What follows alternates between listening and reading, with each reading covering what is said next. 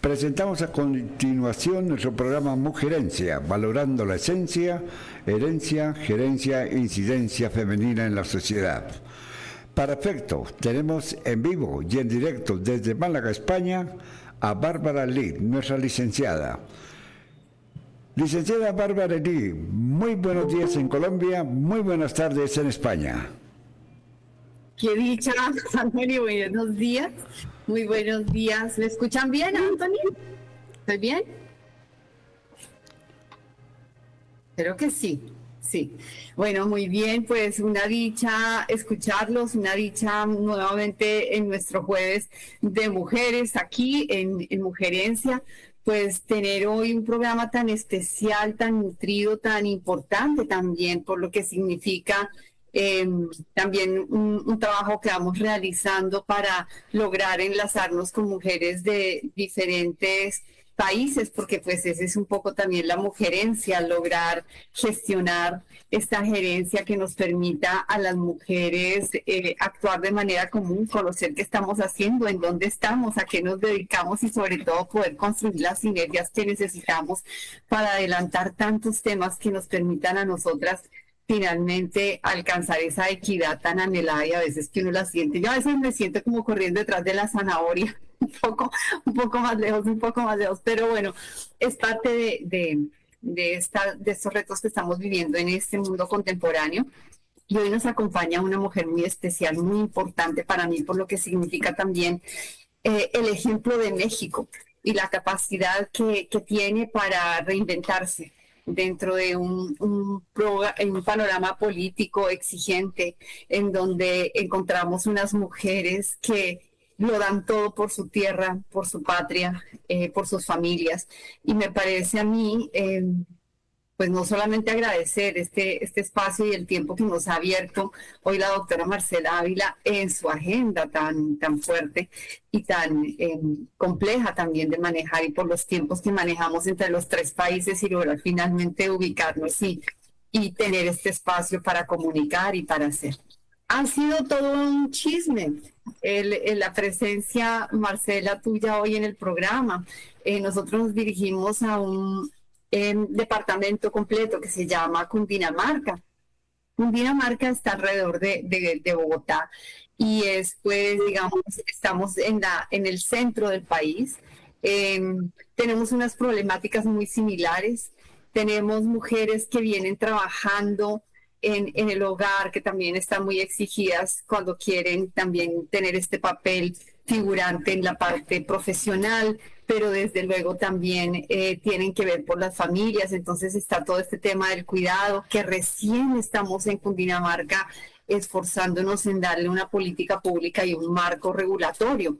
Entonces, pues llegas también a darnos tu opinión, luces, en saber también cuál es tu postura, cuál es tu visión, y lo que podamos aprender de ti, pues será maravilloso hoy. Yo escribí en la columna que ahora conocerás una introducción así, que dice: la academia y la política comparten una deuda histórica con las mujeres, la presunción automática de su capacidad frente a un sistema que exige el doble de demostración para lograr y otorgar la mitad del reconocimiento.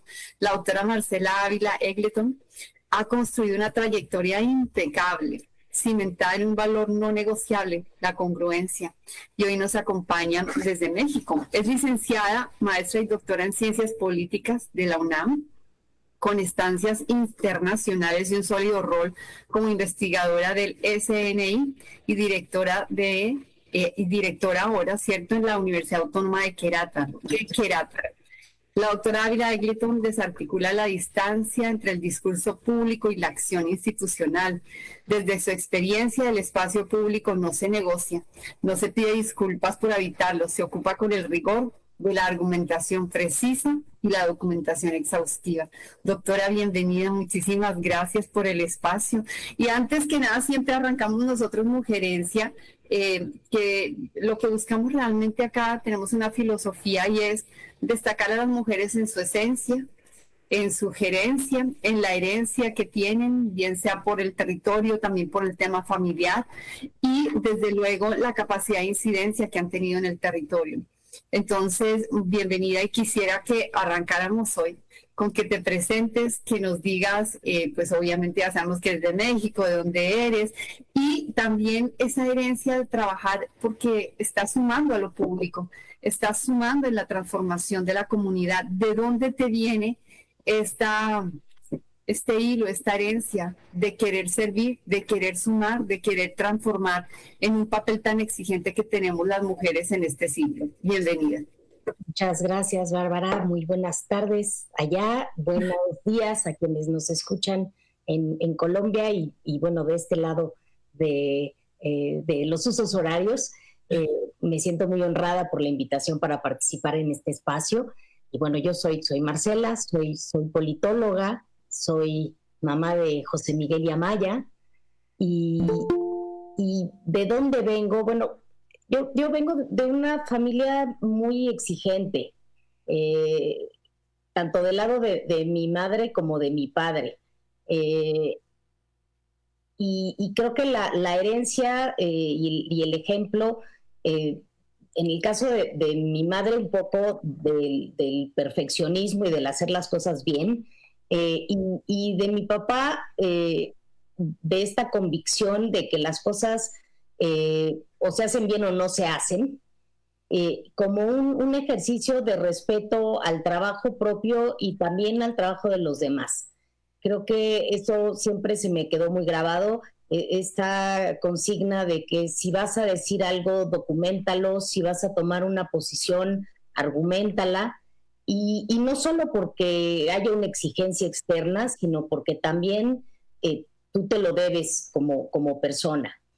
Pero creo que además del tema de la exigencia, algo que me ha marcado es que, pues bueno, mi papá siempre nos enseñó que el haber tenido acceso a educación, a oportunidades, a una familia que te respaldaba, no era por ningún motivo un mérito personal, sino una responsabilidad. Y que quien tiene más herramientas tiene también mucho más deudas con quienes no las tuvieron. Y creo que eso pues se vive no como una carga, sino como una orientación, con esta idea de qué es lo que tenemos que hacer con lo que tenemos o con lo que aprendimos. Y bueno, pues en este camino estamos.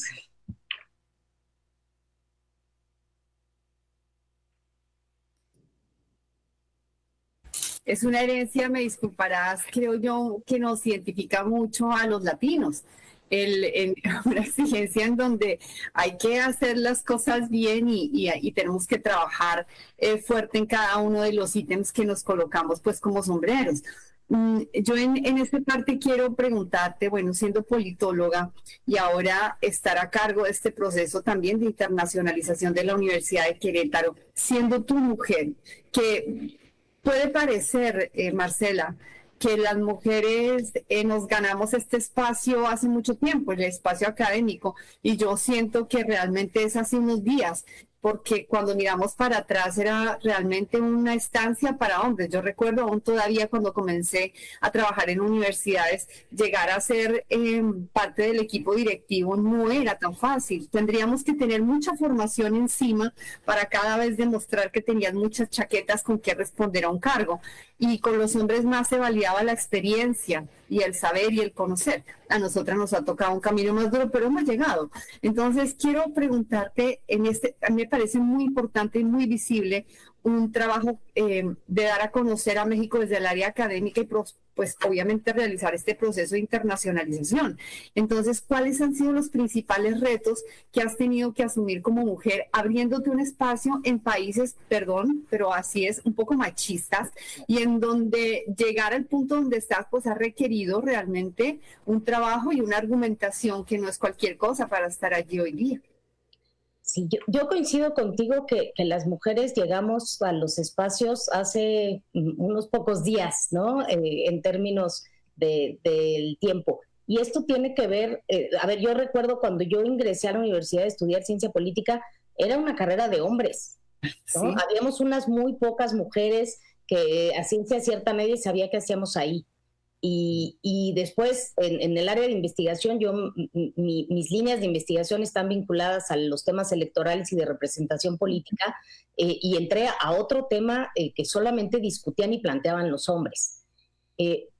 Pero creo que, eso evidentemente ha cambiado, pero creo que pues partimos un poco de esta idea de que el espacio no te lo dan, de que lo tienes que tomar, ¿no? Y que la documentación sobre los temas, la precisión en el lenguaje, pues eran pues las mejores estrategias para poder ir accediendo a los espacios.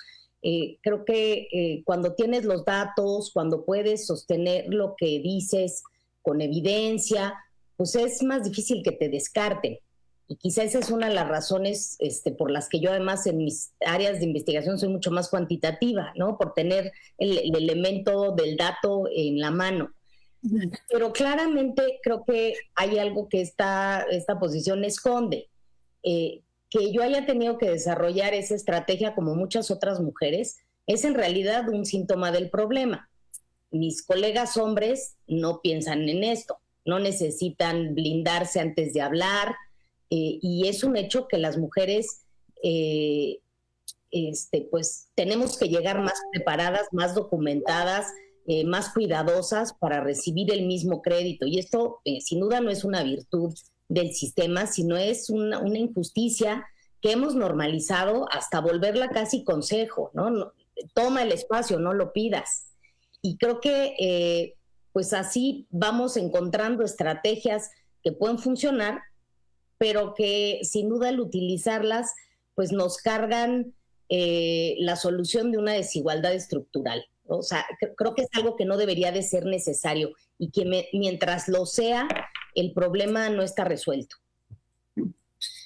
Tocas un tema bien importante. Yo recuerdo estar siempre muy angustiada de tener la mejor preparación para poder llegar a competir en los espacios y tratar de formarme aún más y aún más, y cada vez entonces terminábamos el magíster y luego nos decían, bueno, sigue el doctorado, y luego ahora nos dicen, sí, un postdoctorado, y sigue corriendo tras la zanahoria.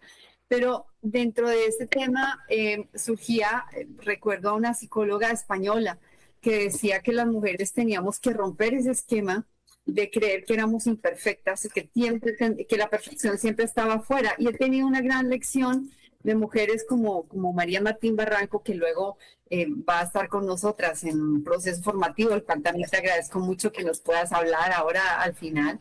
Y encuentro yo que las mujeres aquí han tomado las riendas del camino, considerando que lo que tienen en su corazón, en su razón, en su hacer, es muy válido por el simple hecho de proponerlo. Entonces encuentro mujeres en todas las áreas escribiendo libros sobre lo que piensan, sobre cómo lo piensan, como validando exactamente el pensamiento propio, como una propuesta más, como una voz más. No importando si a alguien le pareció, si le gustó, si de pronto le coordina, sino esperando que en el camino en que este pensamiento y esta voz va rodando, va a haber personas que se van a sentir identificadas. Y me ha llamado muchísimo la atención que funciona, porque en mi mente no funcionaba, Marcela.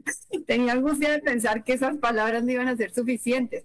Entonces, entendiendo que se comparte ese reto en nuestra posición también de mujeres latinoamericanas, quiero preguntarte, ahora tú estás a cargo de este proceso de internacionalización y hablamos de la internacionalización del conocimiento. ¿Cuáles han sido los principales retos que comienzas a vislumbrar, Marcela, para lograr no solamente competir con propuestas educativas y formativas a nivel de la región, sino a nivel internacional, saltando de pronto el charco y yéndonos más hacia Norteamérica y demás, tratando de hacer esa negociación en la formación? ¿Cuáles son los retos que más has encontrado allí importantes en tu quehacer? Bueno, yo creo que hay muchos retos en el proceso de internacionalización. Además, pues bueno, para poner un poco de contexto, Querétaro es una ciudad media que está a 2 horas de la Ciudad de México, pero pues bueno, que para las dimensiones del país y de algunos otros estados de la República, pues sigue siendo un espacio pequeño, ¿no? Somos un estado de alrededor de 2,5 millones de habitantes, que, bueno, para algunos lugares es grande, pero bueno, para México es pequeño. Y bueno, pues venir de una universidad pequeña, mediana, para los estándares mexicanos, pues representa muchos retos, no solamente en términos de acceso a otros espacios, sino también de recursos. Entonces, yo creo que el principal problema que hemos encontrado, bueno, uno tiene que ver con las resistencias institucionales, ¿no? Estamos acostumbrados a hacer las cosas de una manera y modificar la forma en la que siempre se han hecho las cosas es complejo. Y en una institución que ha crecido de manera desproporcionada en los últimos 20 años, un poco producto de la migración interna, Querétaro pasó de ser una ciudad muy pequeñita a ser una ciudad media en muy poco tiempo, prácticamente en 20 años, y justo por su cercanía con la Ciudad de México y por algunas otras ventajas bueno, que tiene en términos de ubicación y de industria, etcétera, han hecho que la universidad también creciera pues de la misma forma que el Estado. Y entonces, pues enfrentamos, por un lado, muchas resistencias institucionales de cómo se hacían las cosas antes y cómo estamos buscando hacerlas. En segundo lugar, una competencia pues muy importante en términos de instituciones, pues en todos lados. Creo que pues todos estamos buscando salir, mostrar lo que estamos haciendo, salir del estado, del país, de la región, y la competencia es enorme. Y en tercer lugar, pues un poco el tema de la desigualdad que nos cruza como países latinoamericanos de manera muy importante, y que hace pensar que las opciones de internacionalizarse y de salir son privilegio de unos pocos. Yo diría que estos son como los tres grandes retos, y pues que los estamos enfrentando con creatividad. La verdad es que tengo que decir que tengo un equipo de trabajo maravilloso que ha sido enormemente creativo para buscar posicionar lo que estamos haciendo fuera de nuestras fronteras. Pues es una dicha saber también que esta virtud que tenemos las mujeres de solucionar, de ser creativas para tomar las cosas que están en contra y convertirlas en flores por todas partes y hacerlas prósperas, pues es una de las características que veo yo muy afianzada definitivamente de nuestra generación. Y el tener que haber luchado y ver a las mujeres que en su momento no podían hablar o que estaban tan relegadas, hemos aprendido nosotras a ser muy fuertes en tratar de buscar las soluciones e ir tejiendo en el camino. En las mujeres en México y en Colombia afrontamos unos retos muy importantes, Marcela. Tenemos unas violencias que nos rodean. Aquí mucho del público que hoy tienes son mujeres que trabajan como tú, están fuera de la capital. Estamos en 116 municipios que componen el departamento de Cundinamarca. Muchas de las mujeres en la ruralidad, asumo que también puede ser parte del entorno que te rodea. Marcela, ¿cómo convencemos a las niñas? Te cuento. Recientemente hemos terminado un diagnóstico aquí en el departamento de Cundinamarca junto con la Universidad de Málaga, preguntándoles qué quieres ser, qué te gustaría ser. Si tienes que decirlo sin tener nada que te condicione, ¿qué quieres ser? Y me heló la respuesta, porque muchas de nuestras niñas nos contestaban que era más fácil en este momento elegir dos caminos. O te conviertes en un youtuber, o te conviertes en un blogger, contando, haciendo en una vida un poco fácil. Y la otra parte es conseguirse un marido con buen dinero, que te pueda mantener, que pueda mantener tus hijos. Y no importaría si hay que callar, si hay que aguantar, pero si te saca de tu casa y te ayuda a ir por ese camino de tener una familia y mantenerte, sería suficiente. Creo que esto puede ser una extrapolación también de lo que pasa en Latinoamérica. Yo quiero, tú que estás en el área de la educación y la formación, ¿cómo convencemos a nuestras niñas, a nuestras adolescentes, que el mundo académico, científico, no es para gente de dinero, Hemos tenido aquí ejemplos recientemente, una colombiana que trabaja con la NASA. Bueno, ahora hay 5 mujeres colombianas en la NASA. Todas ellas que vienen del pueblo, voy a usar la palabra como una de ellas lo decía, de colegios distritales, es decir, de colegios oficiales que el Estado, y simplemente por el hecho de formarse y tomarse a riesgo el gerenciar su propia vida y utilizar los mejores mecanismos que tiene el Estado, con eso fue suficiente para que llegaran hoy a ocupar cargos importantes. ¿Qué podemos decirle a las chicas para que se animen a buscar nuevas formas, nuevos proyectos de vida que les permitan imponer también esa mujer constructora de sociedad que necesitamos afuera en todas las áreas hoy día? Ay, el dato que compartes creo que es escalofriante, ¿no? El pensar, porque Sí. yo recuerdo cuando yo era niña, pues a las mujeres pensábamos que podíamos ser a lo mejor maestras, ¿no? Sí. Como esta idea de las áreas de cuidado, mientras, no, en México usamos mucho esta frase del mientras me caso, Sí. tener, ¿no? Marcela, perdóname, te interrumpo. Yo no sabía el término. Me acabas de aterrizar y veo que hablamos el mismo lenguaje entre las chicas acá. Mira que me escribieron, me decían, yo voy a hacer una carrera MMC. Y yo decía, ¿qué es MMC? Y no entendí hasta que hablé con ellas y me dijeron, mientras me caso, una carrera mientras me caso.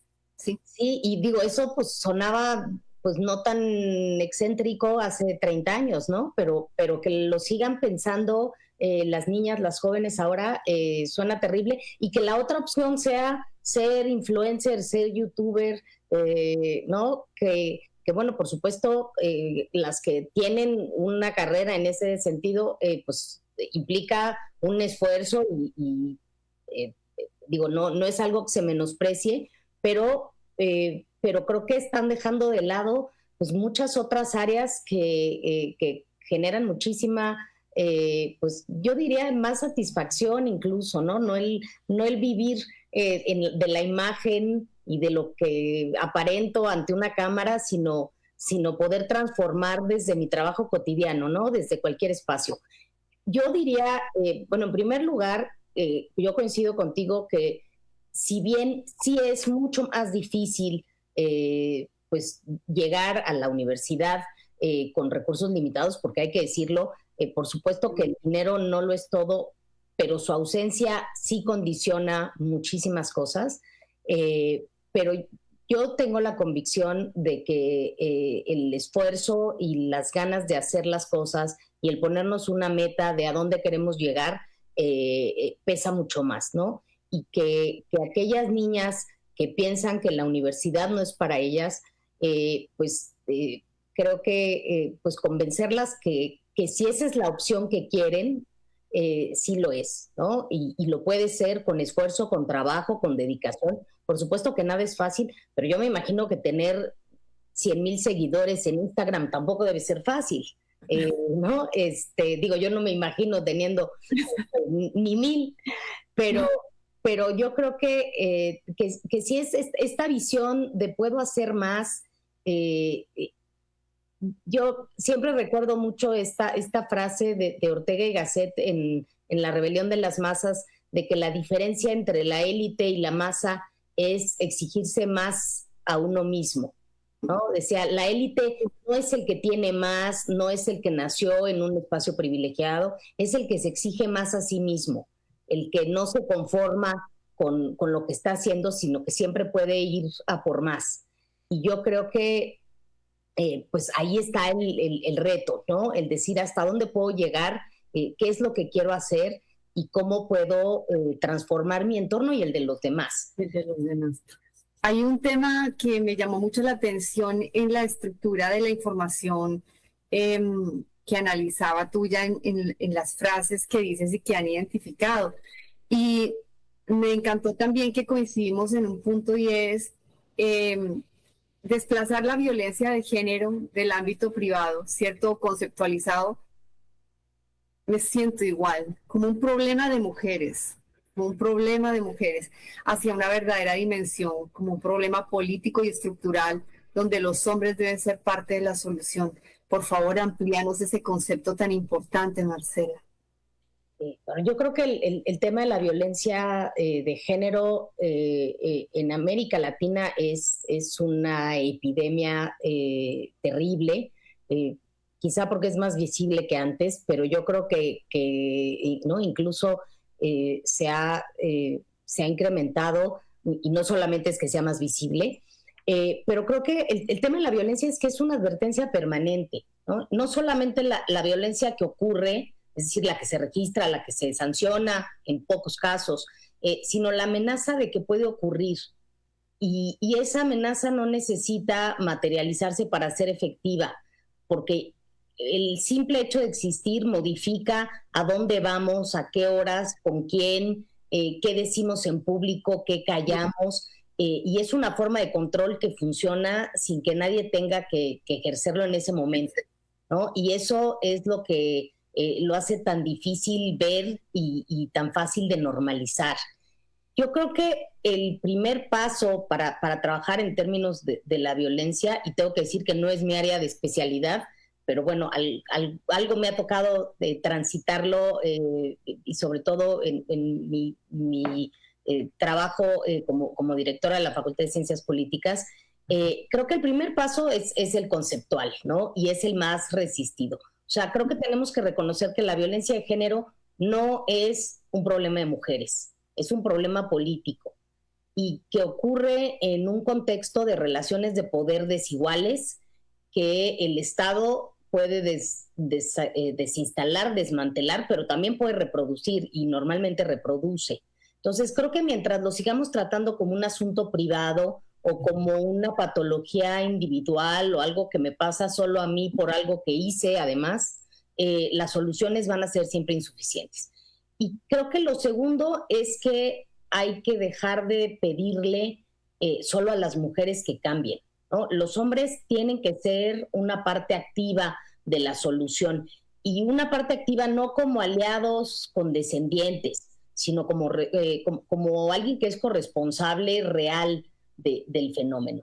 Y eso creo que implica, sin duda, modificar lo que se enseña desde la infancia, lo que se tolera en las instituciones, lo que se sanciona en la práctica. Y yo diría que en el caso específico de México, por lo menos, el tercero, y que además es fundamental, es atacar la impunidad. O sea, en México la gran mayoría de los delitos de género no tienen ninguna consecuencia para el agresor. Y eso es una señal muy clara para todos los demás de que eso lo permite el sistema. Creo que la violencia de género no se sostiene sola, se sostiene porque hay instituciones que la toleran, instituciones y culturas que la normalizan y sistemas que no la sancionan. Y creo que cambiar eso no necesita de heroínas que, ¿no? En México decimos que nos envolvemos en la bandera y nos lanzamos por un hecho histórico del siglo XIX. Creo que lo que requiere es una política pública clara, rigurosa, consistente. Tocamos el mismo tema y vuelvo a sentirme igual. Estamos aquí luchando cada día con las mujeres. Recientemente se crean aquí en Cundinamarca los consejos consultivos de mujeres, en donde ellas analizan si la política pública actual está sirviendo en el territorio o si necesitamos algo más y realizar ese proceso de retroalimentación. De momento es también difícil, ¿sabes, Marcela? Porque descubrimos otro punto que se trabajó como más o menos, recuerdo a un autor, ahora se me va a olvidar el nombre, pero estamos más o menos en la década de los 60, 70, que por primera vez se hablaba a nivel científico, por decir, de la violencia interfémina, la violencia entre mujeres. Y tal vez una de las cosas más importantes que tenemos nosotros que derrotar ahora en nuestro departamento y erradicar, ojalá, de nuestra cultura, es esa competencia entre mujeres, que al sentir que tenemos un pequeño espacio público donde antes estaban los hombres o que podemos figurar, tendemos a comportarnos de esa manera un poco masculinizada en una competencia voraz, tal vez tratando de meritar el trabajo de la otra. No sé cómo lo viven en México el tema, si también es perceptible esa competencia dura de las mujeres, que creo que es una etapa histórica también que estamos viviendo. Sí, sin duda creo que las mujeres pues muchas veces reproducimos esas estructuras machistas cuando llegamos a espacios de poder, ¿no? Creo que esto es uno de los temas que más incomodidad producen cuando hablamos de liderazgo femenino, y creo que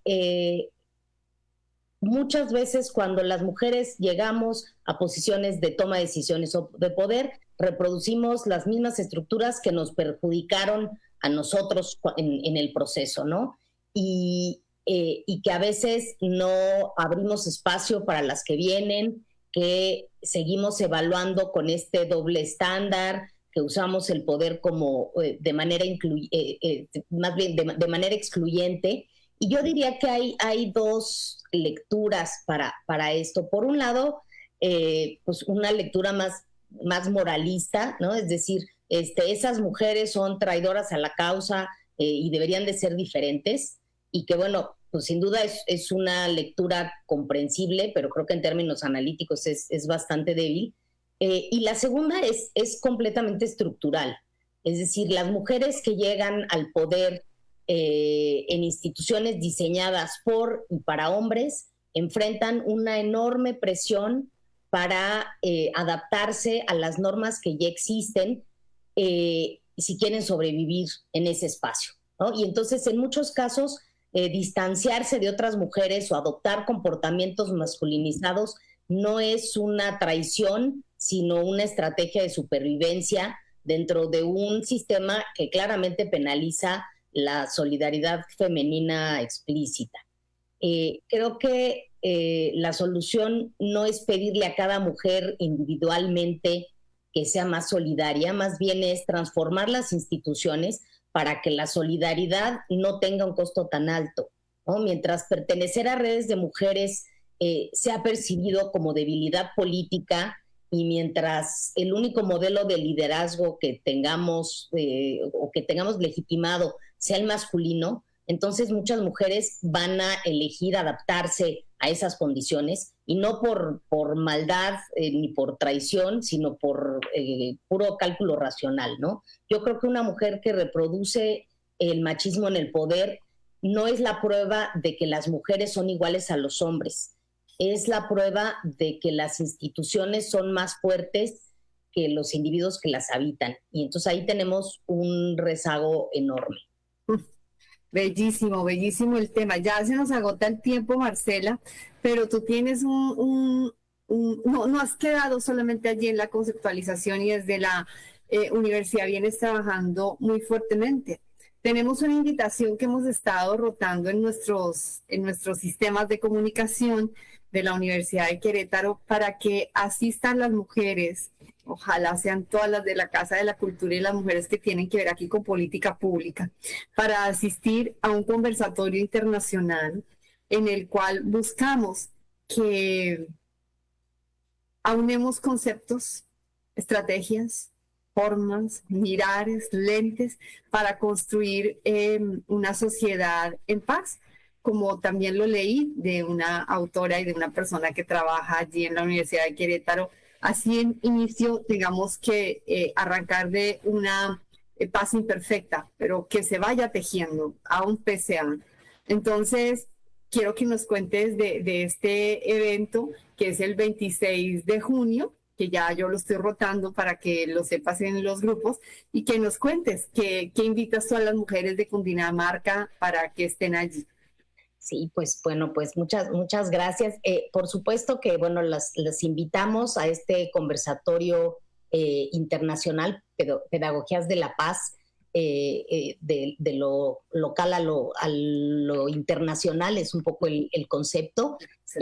Pero creo que en México tenemos mucho que aprenderle a Colombia en el trabajo que se ha hecho en términos de reconstrucción de paz. Y un poco lo que estamos buscando con este conversatorio es, pues, a partir de las y los panelistas, que además pues, son de distintas instituciones colombianas, personas que están en España, que estamos aquí en México, tratar de discutir cuáles son esos aprendizajes, a dónde hemos llegado, de compartir y de ver cómo las experiencias que han funcionado en Colombia, que han logrado restituir el tejido social. Pues no necesitamos en México inventar el hilo negro, ¿no? Como decimos acá.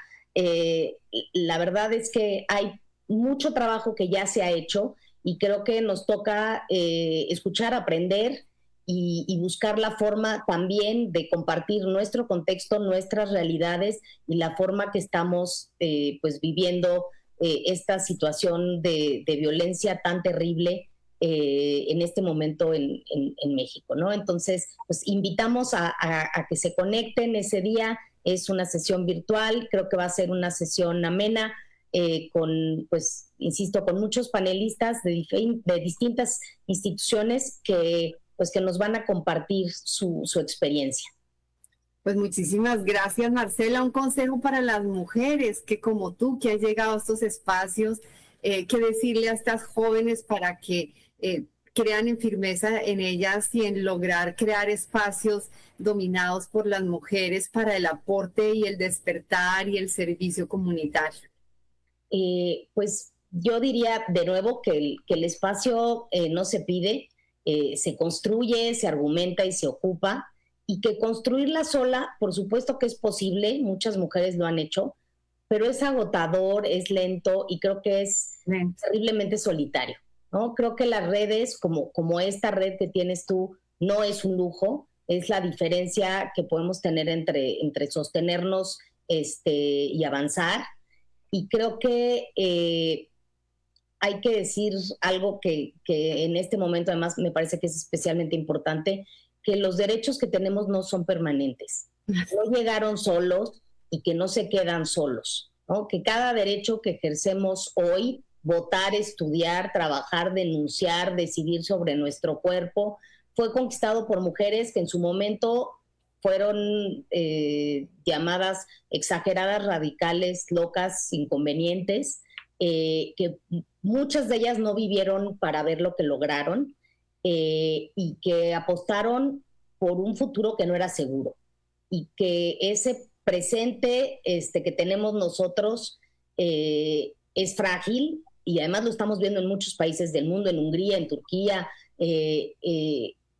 que parecía que se habían consolidado esos espacios y en una década, ¿no? En muy poco tiempo, se fue desgastando, se eliminaron esos derechos, y que no fue porque ocurrió una catástrofe nuclear, fue por descuido, fue por creer que lo ganado ya no necesitaba defensa. Y bueno, pues creo que los actos cotidianos son los que cambian lo que dura. Y pues toca seguir trabajando en eso todos los días. Eso es, Marcela, muchísimas gracias. No esperar a que a otras lo hagan, le toca a uno ir trabajando en la cotidianidad, como tú has dicho, se construye, no dejar que se termine aquello que tan duramente mujeres construyeron. Marcela, ha sido un gusto enorme hablar contigo. Qué bueno este espacio, y de verdad muchísimas gracias por habernos acompañado.